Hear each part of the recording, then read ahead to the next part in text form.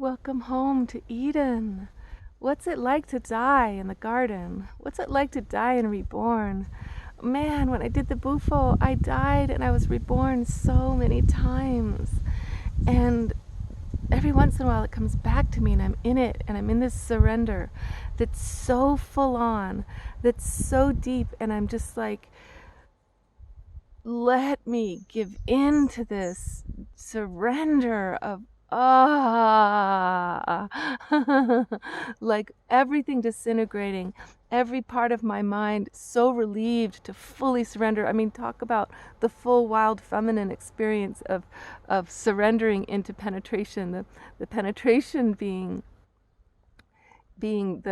taken into and devoured into another world, and yet still existing in the surrender that's just expanding, and is redying and redying and redying. Oh my God. After my first experience, I did have a sort of a painful realization that in my very first experience, my very first two Bufo experiences, I took a dosage that was way too high for my countenance, and in so doing, I got into territory that I was really not sure I would ever make it back to life or my body or sanity. But after the first one, I had this feeling like, there wasn't all that. There was an aspect of that was really terrifying. Like it wasn't just love and bliss. Like I thought meeting God would be love and bliss. But I was in this space of like, am I alive? Is there breath? Am I here? Can I be here? Am I allowed to be here? Can I breathe? Is there a body? Is there a planet? Where's the planet? Is the planet good? Am I good? It was like all these questions. I was saying them out loud, one after another, and I was flying through the universe, and one of the practitioners of the Bufo pointed out to me that I might have been in my primal trauma before birth. And when I went to that discovery, I realized, oh my God, this is so true, because I was in a situation in the womb where my father didn't want me.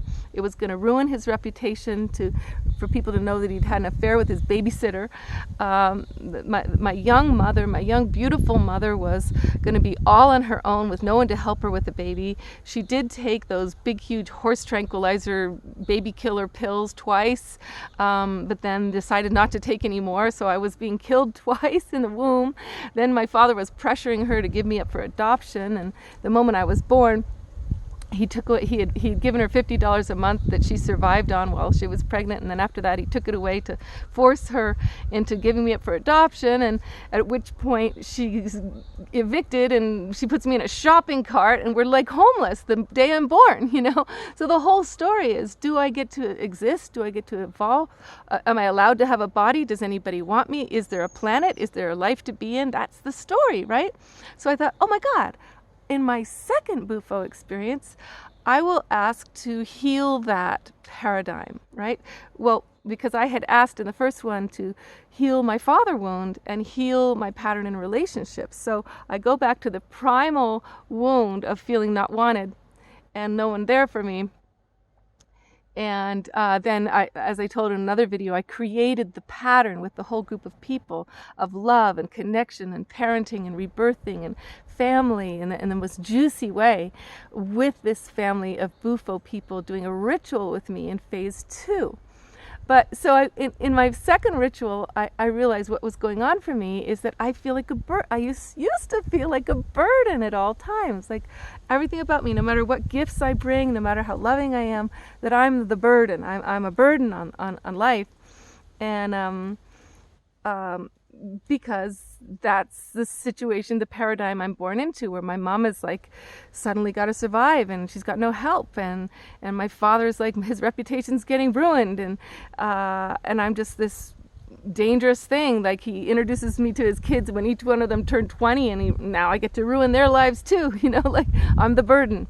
So I bring into the Bufo ceremony this new thought. I started asking the practitioners, because the Bufo it activates in the night, and they call it night school. And it was really scary to try to go to sleep because it would happen all over again, but I'd be all alone without practitioners, and explosions of expansion would be going on. I'd be trembling all night, weeping all night long. And at one point I just woke up some of the facilitators. I said, help me through the night.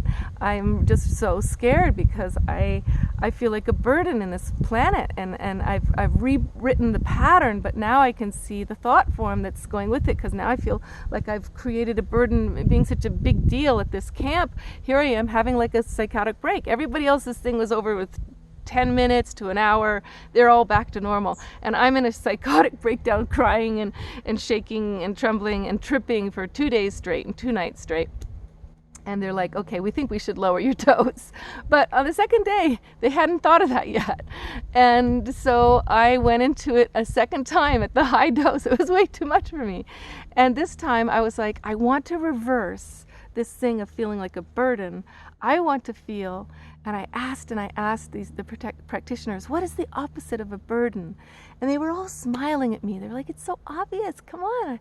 I couldn't figure out what is it to be the opposite of a burden. And they were like, a gift. It's to be a gift, to know you're a gift, like all children should feel and are. So I went into the ceremony with the intention to know myself from now on as the opposite of a burden, as a gift, and to be established in that vibration, right? Establish myself in this understanding. So once again, I went so far, so deep into death, rebirth. I heard myself saying, I should never do this again, apparently. But a rebirth happened that was so intense and so beautiful with the group, and so many tremblings and cryings and weepings and rollings and being hugged, and that I came out feeling a knowing of my cosmic self on the union level of the divine, ecstatic love that we all are, that we all come from, that's our nature. And I am established in it now.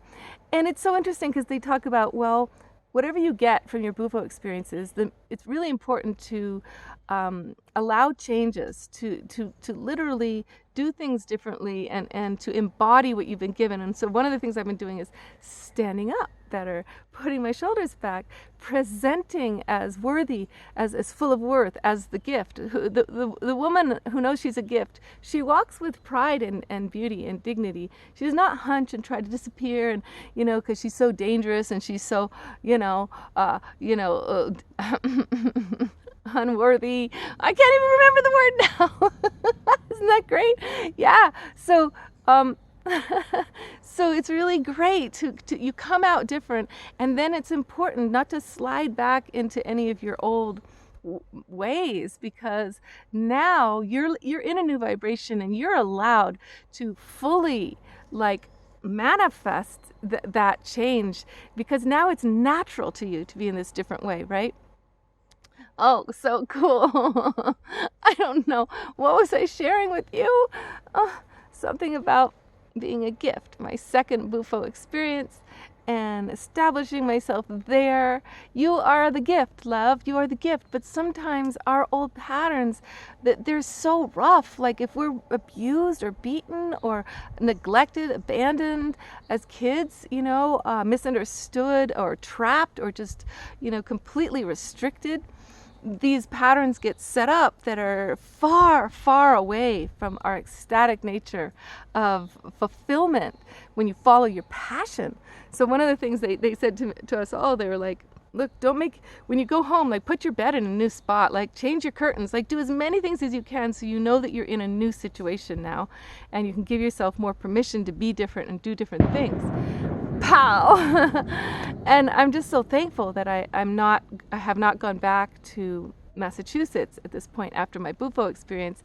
I'm establishing myself in this life that is of my passion.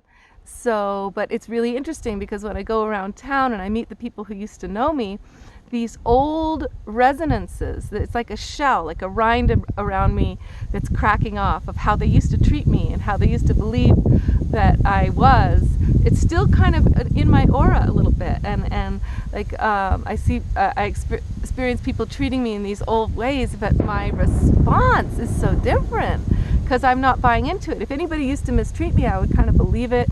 I'd be like, yeah, it was my fault. I must have deserved it. I must have did something wrong. You know, that's just my karma. I guess I'll never be treated well. I'll never really have real friends. But now it's like I have this huge separation between me and other people's bullshit. The bullshit barometer is like, you know, or just their projection. Maybe it's not even bullshit. It's just what they used to know of me or what I used to project. And so it's so cool to really just realize that when you change, your resonance changes. For a little while, the old pattern will come at you just because it's cracking off your aura. And when it comes at you, you're going to laugh because it's so not you anymore. It's just not going to affect you. You're not going to be identified with it. You're not going to be like triggered the way you used to be when these things happened into your stuff. You're just going to watch it roll off with self-observation and observation of them. And then you're just going to like, wow, I'm going to walk in a new direction. I'm going to have different friends if I need to, because my resonance is just shifted, shifted really big time.